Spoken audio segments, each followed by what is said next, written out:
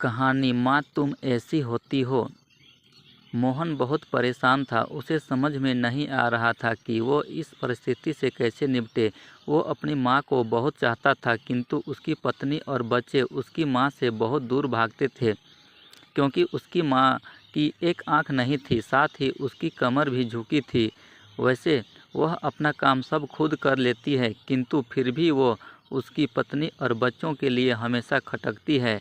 दादी, आप ऊपर के कमरे में जाओ, मेरे दोस्त आ रहे हैं, मोहन के बेटे रमेश ने बड़े बेरुखी से कहा। पर बेटा, मैं तो यहाँ बहुत दूर बैठी हूँ, मोहन की माँ ने बहुत प्यार से कहा। नहीं, आप उनके सामने मत रहो, वो मुझे चिढ़ाते हैं, मोहन ने ज़ोर से डांटते हुए कहा। क्या हुआ रमेश, क्यों चिल्ला रहे हो? विमल की पत्नी कामनी किचन से ही आवाज़ लगाई। देखो ना माँ, ये दादी यहीं ड्राइंग रूम में बैठी हैं और मेरे दोस्त आ रहे हैं, रमेश ने शिकायत भरे लहजे में कहा। माँ जी, आप ऊपर चली जाओ, क्यों हम लोगों की लाजवाती हो, कामनी ने बेटे का पक्ष लेते हुए कहा। बेचारी सरस्वती चुपचाप उठकर जीने के सहारे ऊपर जाने लगी। कमर झुकी होने के कारण उन्हें ऊपर चढ़ने में बहुत परेशानी हो रही थी, किंतु वो पूरी ताकत से ऊपर के एक अकेले कोने वाले कमरे में जाकर बैठ गई। मोहन बाजू के कमरे से सब सुन रहा था। उसे कष्ट हो रहा था कि उसकी माँ को अपमानित होना पड़ रहा है, किंतु वो असहाय था। अगर वह कुछ कहता है तो पत्नी और बच्चे उसका विरोध करने लगते हैं। दूसरे उनके तर्क भी सही लगते हैं, क्योंकि वह एक प्रशासनिक अधिकारी था। उसका सामाजिक स्तर बहुत ऊंचा था। उसकी ससुराल भी एक उच्च घराने में थी, अतः वह चुपचाप इस तरह हर दिन अपनी माँ को अपमानित होते देखता रहता था।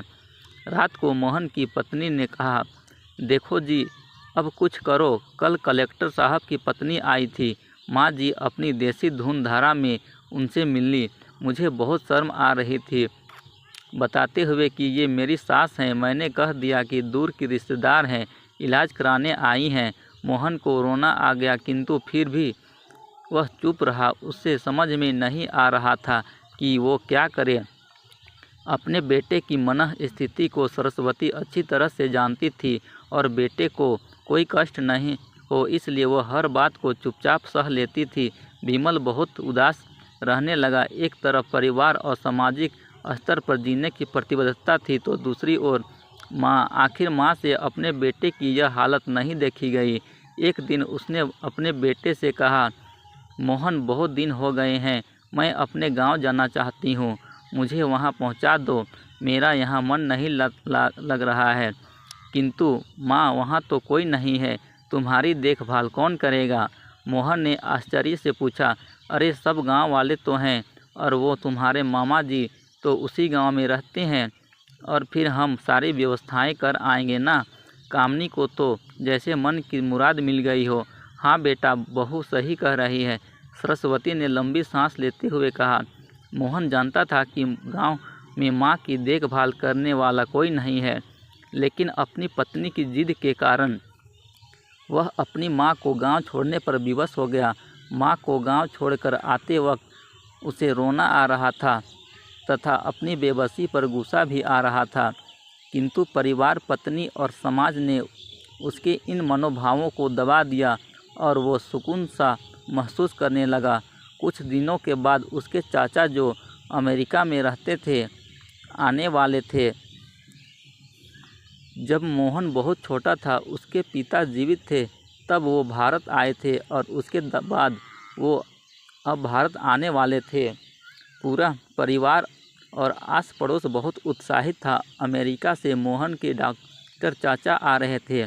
डॉक्टर कमलेश ने जैसे ही घर में कदम रखा, सबने मिलकर बहुत उत्साह से उनका स्वागत किया। क्यों मोहन, भाभी नहीं दिख रही, कहाँ हैं? डॉक्टर कमलेश ने उत्सुकतापूर्वक पूछा। जी, वो गांव में रहती है, यहाँ उनका मन नहीं लगा, कामनी ने सपाट लहजे में उत्तर दिया। डॉक्टर कमलेश ने विमल की ओर देखा तो मोहन ने अपनी आंखें झुका ली। डॉक्टर कमलेश सब समझ गए, बोले, कल हम भाभी से मिलने गांव चलेंगे। सब लोग दूसरे दिन सभी लोग गांव के घर में पहुंचे। देखा कि सरस्वती को बहुत तेज बुखार है। और वो पलंग पर असहाय पड़ी है। डॉक्टर रमेश दौड़कर सरस्वती के पास गए, उनके पैर छूकर रोने लगे। सरस्वती की ये हालत उनकी कल्पना से परी थी। वाह बेटा मोहन, तूने तो नाम उजागर कर दिया। अपनी माँ की ये हालत देखकर तुझे तो शर्म भी नहीं आ रही होगी। डॉक्टर कमलेश ने विमल को लगभग डांटते हुए कहा, नहीं देवर जी, विमल का कोई दोष नहीं है। मैं खुद गांव आई थी। सरस्वती ने अपने बेटे का बचाव किया, मुझे सब पता चल गया। भाभी आप चुप रहो, क्यों बहू, तुम्हें अपनी सास की क्रूरता पसंद नहीं है? समाज में तुम्हें नीचा दिखाना पड़ता है ना। डॉक्टर कमलेश ने कामनी की ओर व्यंग्य से देखा। कामनी निरुत्तर होकर मोहन को देखने लगी। आज तुम जिस सामाजिक स्तर पर हो वो इन्हीं के संघर्षों की देन है। और बेटा मोहन, तुम्हें शायद मालूम न हो कि बचपन में जब तुम 1 साल के थे तब छत से नीचे गिरने के कारण तुम्हारी एक आँख फट गई थी और तुम्हारे रीढ़ की हड्डी में भी समस्या थी। तब तुम्हारी इस कुरूप माँ ने अपनी एक आँख और अपना बोन मेरो तुम्हें देकर इतना सुंदर स्वरूप दिया था। कामनी बेटा, इतने सालों तक संघर्ष करके बेटे को प्रशासनिक अधिकारी बनाने वाली इस संघर्षशील औरत की तुम लोगों ने यह दशा कर दी। तुम्हें ईश्वर कभी माफ़ नहीं करेगा। डॉक्टर कमलेश की आंखों से आंसू जलधारा बह रही थी। अब भाभी आप मेरे साथ अमेरिका जाएंगी, यहाँ इन स्वार्थी लोगों के बीच नहीं रहेंगी। डॉक्टर कमलेश ने सरस्वती से कहा, विमल को तो काटो तो खून नहीं था। डॉक्टर कमलेश जो उसके चाचा थे, उन्होंने जो राज बताया उसके बाद तो मोहन को यही लग रहा था कि उसके ज़्यादा पापी इंसान इस दुनिया में कोई और है ही नहीं।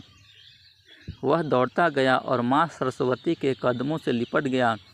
माँ, मेरा अपराध अक्षम्य है। मैं जानबूझकर चुप्पी साधे रहा, आपका अपमान करवाता रहा। अब सिर्फ आप ही उस घर में मेरे साथ रहेंगी और कोई नहीं। मोहन ने अग्निय दृष्टि से अपनी पत्नी और बच्चों को देखा। कामनी को भी बहुत पश्चाताप हो रहा था, किंतु उसकी हिम्मत नहीं हो रही थी कि वो सरस्वती से आंख मिलाए। सरस्वती ने कामनी की मनः स्थिति को समझकर उसको पुचकारते हुए अपने पास बुलाया और मोहन को डांटते हुए कहा, खबरदार, जो मेरी बहू को मुझसे अलग करने की कोशिश की तो तुझे ही घर से बाहर निकाल दूंगी।